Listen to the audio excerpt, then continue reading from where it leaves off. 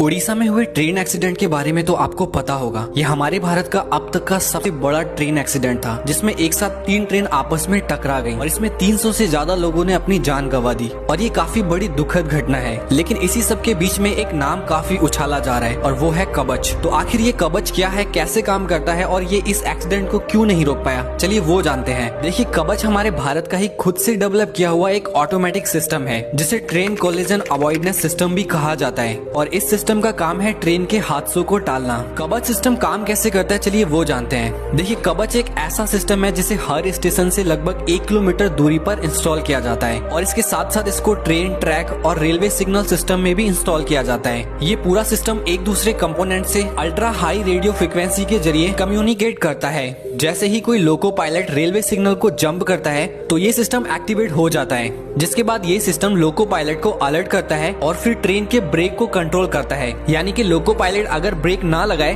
तो ये सिस्टम खुद से ही ब्रेक अप्लाई कर देता है और अगर सेम पटरी पे कोई दूसरी ट्रेन भी आ रही है तो ये सिस्टम उस ट्रेन को भी एक सिग्नल भेज देता है, जिसकी वजह से इसी पटरी पर आ रही दूसरी ट्रेन भी इससे काफी दूर खुद से ही रुक जाती है। लेकिन जिस जगह पर ये हादसा हुआ वहाँ पर कवच सिस्टम इंस्टॉल नहीं था। अगर ये कवच सिस्टम वहाँ पर इंस्टॉल होता तो इतने बड़े हादसे को टाला जा सकता था। अब ये हादसा किसकी लापरवाही की वजह से हुआ है, आप कमेंट करके बता सकते हो। ऐसे ही और जानकारी के लिए आप हमें फॉलो भी कर सकते हो।